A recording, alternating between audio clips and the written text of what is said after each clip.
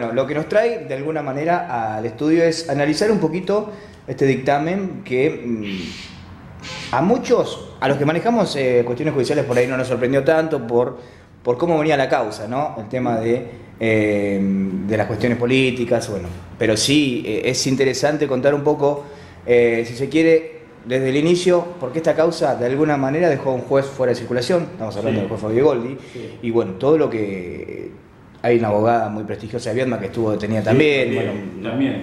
Cuestiones que... Sí, detenida en un momento bastante delicado, privado de su libertad, y además con el daño que causa, digamos, a una abogada, a una persona cualquiera, en Viedma, que somos muy pocas personas, que aunque ya no seamos tampoco, nos seguimos conociendo todos quienes somos.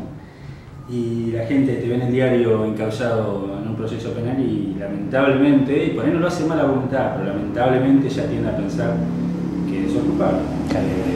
Vos te ves una foto y decís, llevaron a fulanito, lo formaron un cargo por X cosa, y decís, mirá este tipo. Yo sabía que era un coimero, yo sabía que era un abusador, yo sabía que era un golpeador, yo sabía que era... Y la verdad que lo que menos tiene publicidad, lamentablemente, esto sería una excepción, son los casos que encuentran que la persona es inocente. Claro. ¿Cuál? Después la mancha social, digamos, es muy difícil de borrar. Inclusive el manejo y desmanejo de algunos medios, ¿no? Respecto a... El manejo de algunos medios que tienen muchas veces, a veces son cuestiones políticas, obviamente cuando el imputado es un funcionario público, ahí vas a tener algunas cuestiones político-partidarias, que tienen que ver a veces incluso hasta con una pauta oficial que recibe un medio, por ejemplo, que pasa a nivel nacional, no va a pasar acá. Y a veces hasta con cuestiones personales, ¿no? Vos ves que, por ejemplo, hay personas que sufren un procedimiento y que los medios los cuiden, a otros que los destrozan. Y lo mismo pasa con el trabajo de los abogados. Hay causas gravísimas de homicidios, de violencia de género, condiciones gravísimas, etc. De abuso donde algunos medios lo pasan de largo o no hacen foco y otros donde de una cosa por ahí más pequeña hacen, ¿no? Una gran... hacen mucho aparato, mucho ruido. Así que también más o menos uno aprende a identificar cómo se maneja cada uno de los medios, ¿no? Que no puede estar bueno, pero en esta causa hubo también, según el parte de prensa del Ministerio Público, donde explican que hubo mucha investigación, horas de grabaciones telefónicas, escuchas, bueno, personas de alguna manera vinculadas, ¿no? Entrelazados que se armaron una investigación que llamaba la atención porque tenía un abogado que hoy está imputado en una causa por corrupción de menores, que se lo mencionó en la causa. Y todo quedó desestimado en base a una presentación que usted formuló respecto a uno de los imputados, ¿no? Que estaba en el lugar del hecho el día del incendio y se presentó un video, se presentaron pruebas que demostraban todo lo contrario. Sí, porque está imputado como autor material. A ver, trabajo hubo, sí, por supuesto hubo trabajo de investigación. El problema es si la hipótesis era correcta. Se descartaron, había 4 o 5 hipótesis al principio de la investigación. Por alguna razón, por portación de nombre, por portación de rostro, por lo que uno quiera, se prefirió una de las hipótesis dejando fuera las demás. Yo creo que ahí fue el error fundamental. Y el error fundamental, y como también se conversó, se trató y lo trató muy bien, el doctor Montanari cuando hizo la defensa de Goldi en el juicio político, el fiscal es el conductor de la investigación, no la policía. Entonces, si bien es la policía, es el auxiliar por excelencia, y que tiene las herramientas, y que tiene, etcétera, el fiscal siempre tiene que manejar, digamos, conducir el cauce de la investigación. Y acá en un momento los roles se invirtieron. Y fue la policía la que se llevó por delante, ¿sí?, la guía, digamos, de la instrucción judicial. Entonces, eso fue que el policía en su función, digamos, de investigar, se enamora, digamos, entre comillas, por decirlo de una manera metafórica, de una hipótesis y se entiende esto es. El fiscal no puede perder el norte de que hay otras hipótesis. Y si bien puede seguir manteniendo ese cauce de investigación, paralelamente continuar en los otros. No cerrarse. Se cerraron en esa hipótesis y una vez que estás embalado en eso y descartaste otros caminos de investigación, después, esto es la vieja, digamos, en los viejos libros de derecho penal está esta cuestión. ¿Cuál es el problema de un juez de instrucción, por ejemplo? Bueno, es justamente que él mismo está elaborando una hipótesis de investigación, entonces se termina enamorando, entonces termina queriendo por ahí, de manera inconsciente, que tenga que tener razón. No puede ser objetivo con respecto a la propia hipótesis que investigó. Si yo te digo, te apuesto que este fue, después voy a buscar lo imposible para mostrarte que fue ese, porque si no estoy diciendo que estaba equivocado. Y más cuando va pasando el tiempo, y más cuando las personas están encerradas, privadas de su libertad, Entonces, después es un papelón institucional decir, vos sabés que me equivoqué.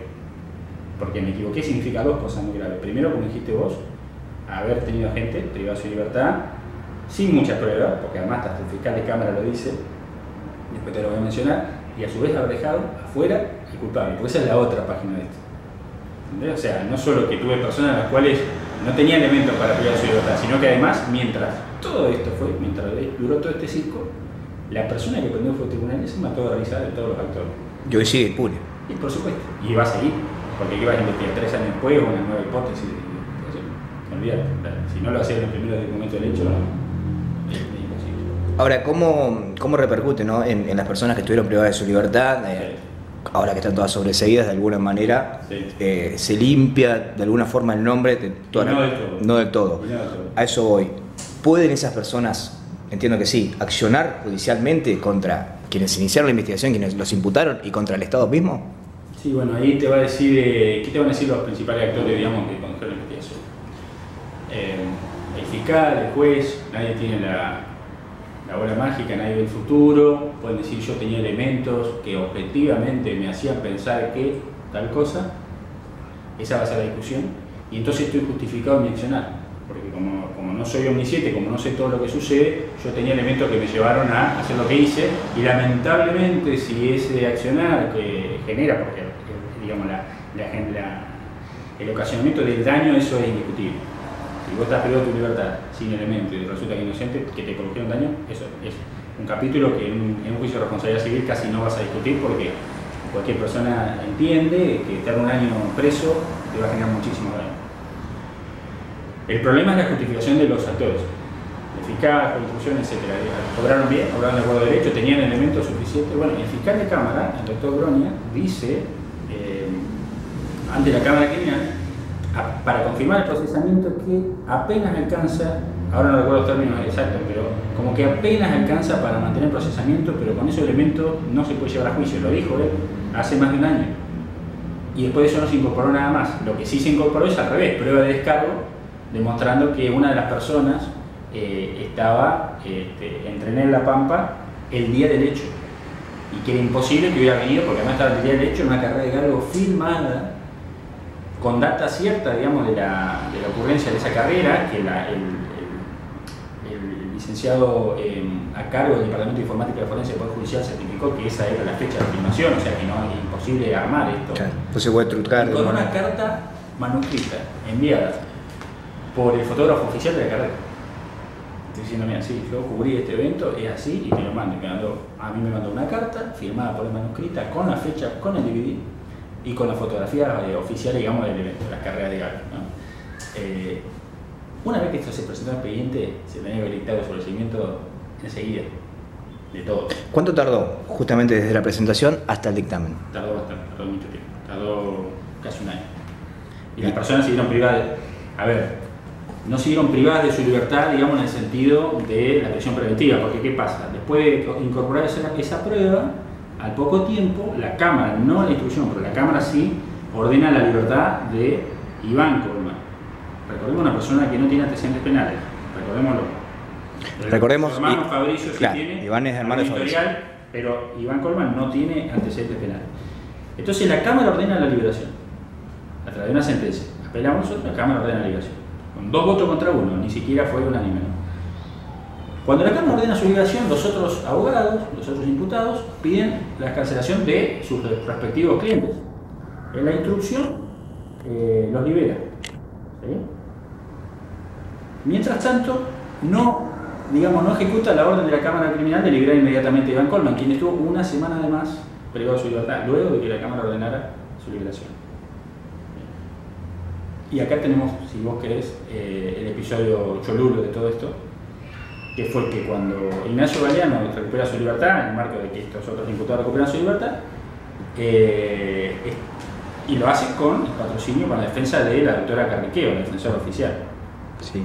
Bueno, ahí aparece un Twitter famoso en internet, donde la mujer o la novia de este doctor Pierri lo felicita por haber conseguido la libertad de su defendido, cuando en primer lugar el doctor ni siquiera se había presentado en el expediente, ¿sí? Porque sí había hecho entrevistas mediáticas acá, volviendo a hablar de la subjetividad de los medios, como mencionamos al principio, hubo medios que no entrevistaron a quienes realmente trabajamos en la causa, nunca nos pidieron opinión, sí nos entrevistaron a Pierri por una cuestión de ser famoso, claro, pero que no había puesto una firma en el expediente.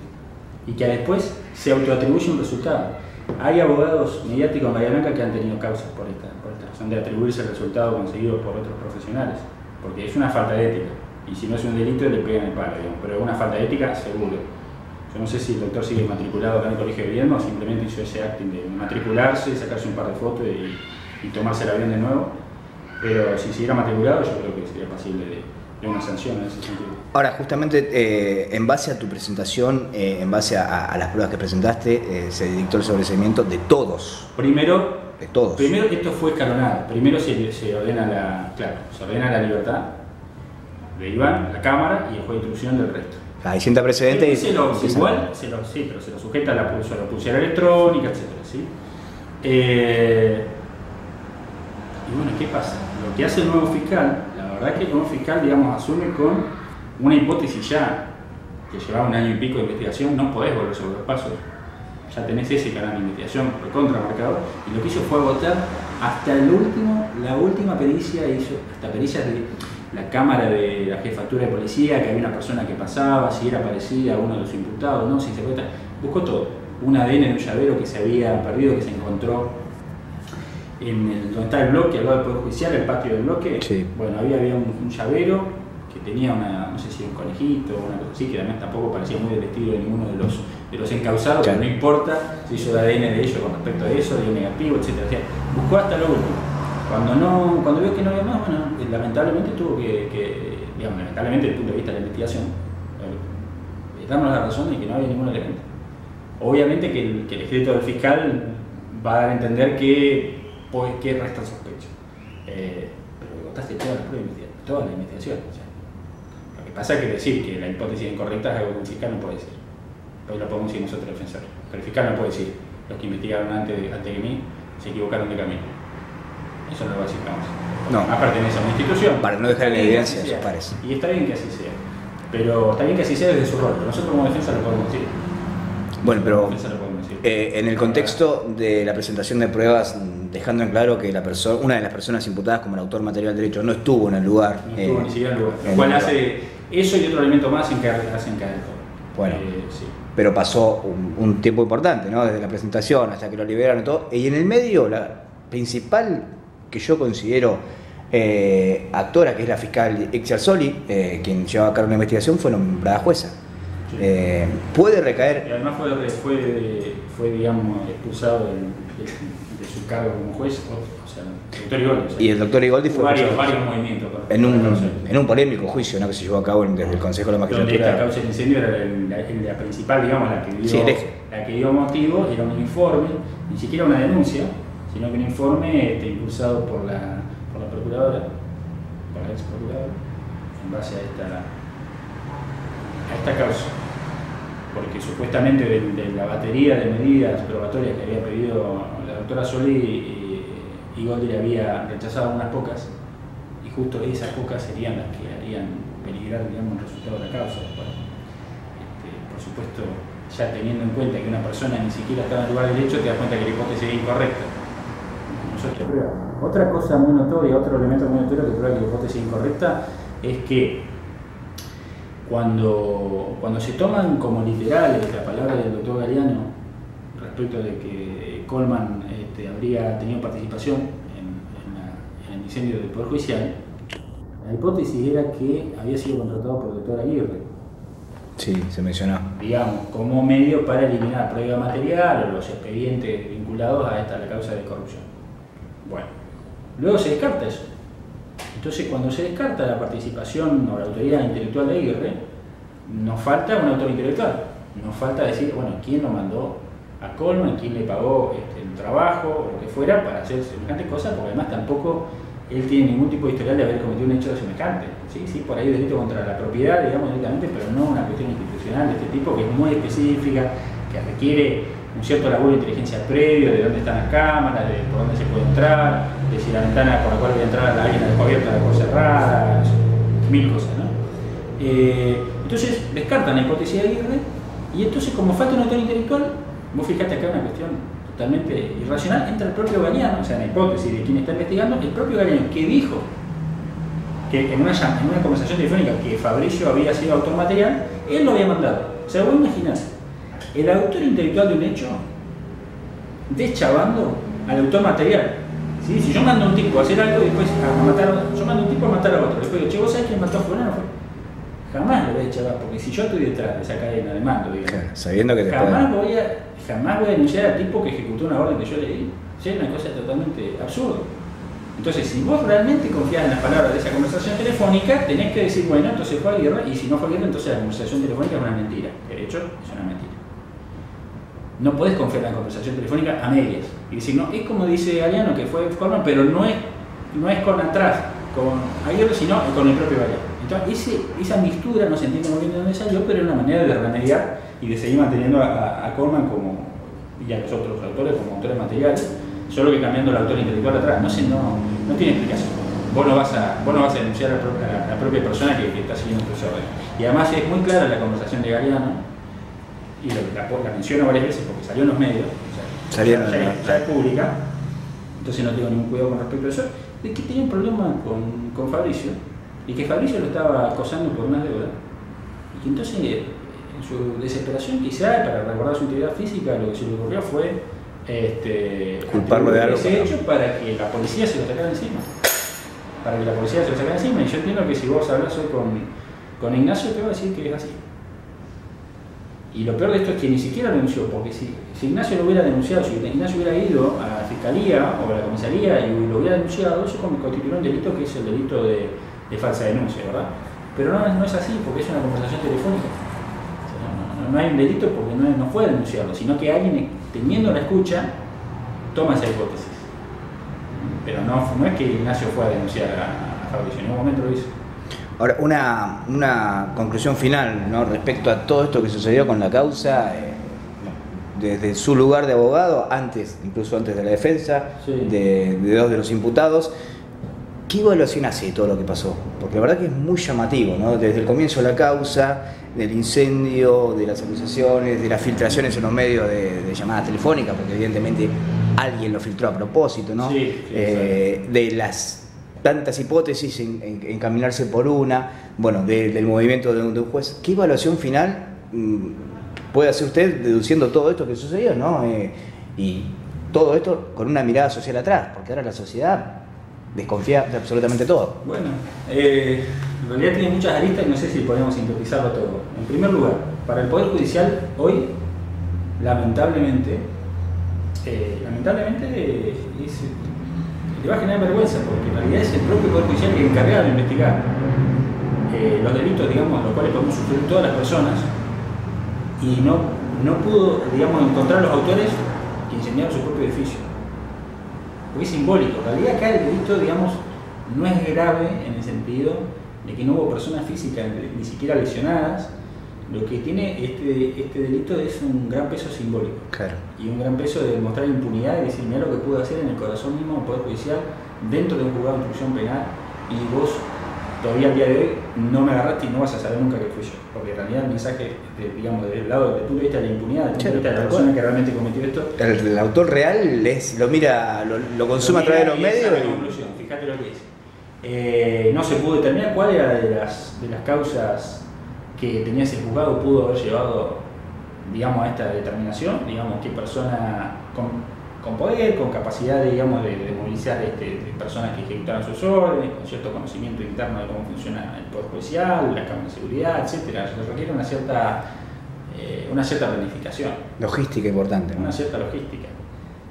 Si vemos el tipo de hechos que le enrostran a mi cliente, a Fabricio, te vas a dar cuenta que, como el reciente en que estamos discutiendo con el fiscal González Saco, en el marco de la causa en la que está imputado junto con Amolio, más allá, aún tomando las dos hipótesis, la hipótesis nuestra de que fue una pelea con una persona que quizá le iba a proveer estupefacientes, o aún en la hipótesis del fiscal de que se trató de un robo, el hecho es totalmente, digamos, ajeno a una planificación de este tipo. O sea, son dos tipos de accionar totalmente distintos, ¿no?